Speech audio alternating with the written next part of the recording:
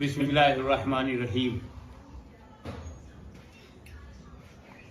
الحمدللہ رب العالمین والصلاة والسلام علی اشرف الانبیاء والمرسلین وعلی آلہ وصحبہ اجمعین اما بعد فاعوذ باللہ من الشیطان الرجیم بسم اللہ الرحمن الرحیم ان الشیطان للانسان عدو مبین صدق اللہ مولانا العلی العظیم وبلغنا رسولہ النبی الامین الکریم ونحن على ذلك لمن الشاهدين والشاكرين والحمد لله رب العالمين. حضرات،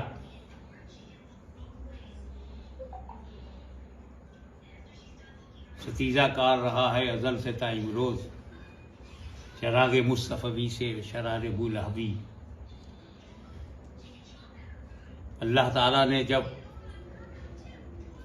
نسل انسان کو فروغ دینے کے لیے آدم علیہ السلام کو زمین پر بھیجا اور اپنی نبوت اور اپنی خلافت کا تاج ان کے سر پہ رکھا تو سب سے پہلا انکار کرنے والا عزازیل، جسے دنیا ابلیس کہتی ہے، شیطان کہتی ہے، اس نے انکار کیا. باوجود اس کے کہ وہ بڑا عبادت گزار تھا، بہت ہی ساجد اور عابد تھا، کمال علم اور جمال تقوی سے بہراور بھی تھا، مجلس ملائکہ میں بیٹھتا بھی تھا، جنت میں آتا جاتا تھا.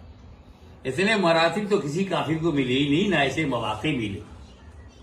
پر یہ پہلا اور آخری کافر ہے جو جنت دیکھنے کے بعد بھی جنت سے محروم ہے، دیکھنے کے بعد بھی. تو نتیجہ یہی ہے کہ دو طاقتیں اس شروع سے چل پڑی، ایک رحمانی طاقت، ایک شیطانی طاقت، اور یہ آپس میں نبرد و آزمائش لیے رہے کہ اس سے اللہ تعالیٰ نے انسانوں کا، اپنے بندوں کا امتحان لیا. آزمائش میں آزمائش کی، کون تیرے ہیں وہ تیرے ہیں، جو میرے ہیں وہ میرے ہیں، وہ تیرے نہیں ہو سکتے. یہ دو طاقتیں، جسے ایک ہم سفلی اور ایک رحمانی کہیں، یا ایک الہی طاقت اور ایک شیطانی طاقت، رحمانی طاقت اور شیطانی طاقت، ان دونوں کے نمائندگی ہر دور میں آتے رہے. اللہ تعالیٰ نے انبیاء کرام کا سلسلہ جاری رکھا تو ابلیس نے بھی اپنی شاگردوں کا سلسلہ جاری رکھا.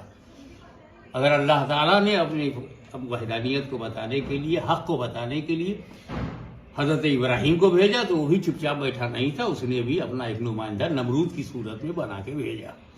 اگر اللہ تعالیٰ نے اپنی حقانیت کو، اپنی وحدانیت کو دکھانے اور بتانے سمجھانے کے لیے موسیٰ کلیم اللہ کو بھیجا تو وہ بھی خاموش بیٹھا نہیں رہا، اس نے بھی اس سے رکاوٹ ڈالنے کے لیے فرعون کو بھیجا.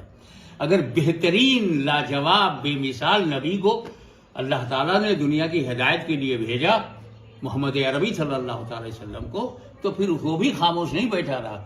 ان کے مقابلے کے لیے اس نے ابو جہل، ابو لہب، عتبہ، شیبہ، نہ جانے کتنے بڑے بڑے لیڈروں کو، نیتاؤں کو اس نے بھی کھڑا کر دیا. یہ سلسلہ ہمیشہ سے چلتا رہا ہے. اگر اسلام کی پہچان امام حسین بن کر کے چمک رہے ہیں تو رکاوٹ کے لیے اس کی نمائندگی میں یزید سامنے آ رہا ہے.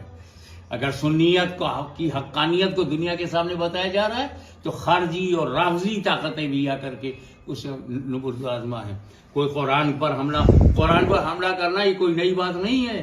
ارے یہ تو جب خلافت نام نہاد خلافت کے دور میں بھی قرآن پر مخلوق ہونے کا، قرآن کا، اللہ کا ایسا کلام جو معاذ اللہ حادث ہو، قدیم سے ہونے سے انکار، امام احمد بن حنبل نے مورچہ سنبھالا اور اس طریقے سے انہوں نے اسلام اور امت مسلمہ کو بچایا.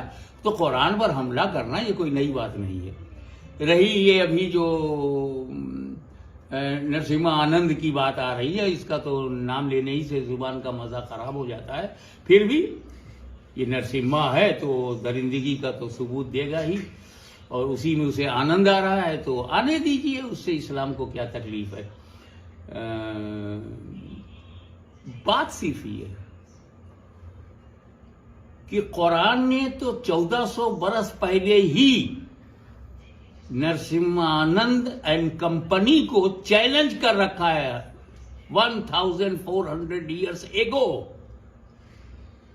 کہ اگر قرآن اللہ کا کلام نہیں ہے، ایشوانی نہیں ہے، یہ رب کا کلام نہیں ہے، تو ایک آیت کی طرح पंडित जी आप लिख करके ले आओ।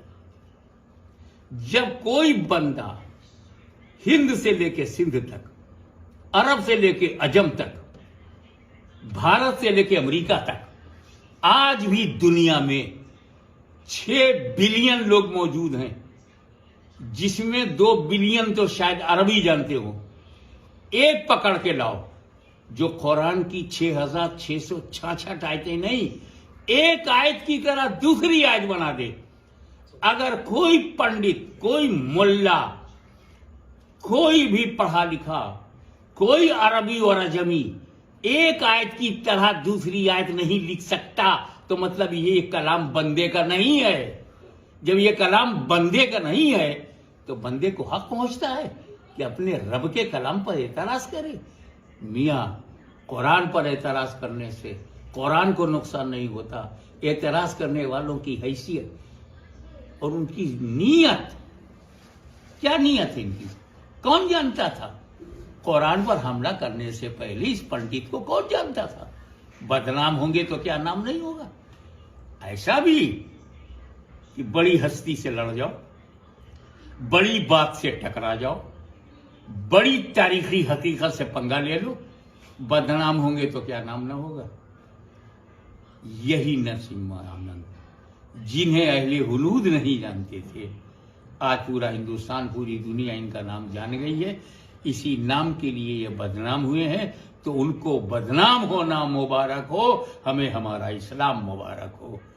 वाखिर दावाना अल्हम्दुलिल्लाह।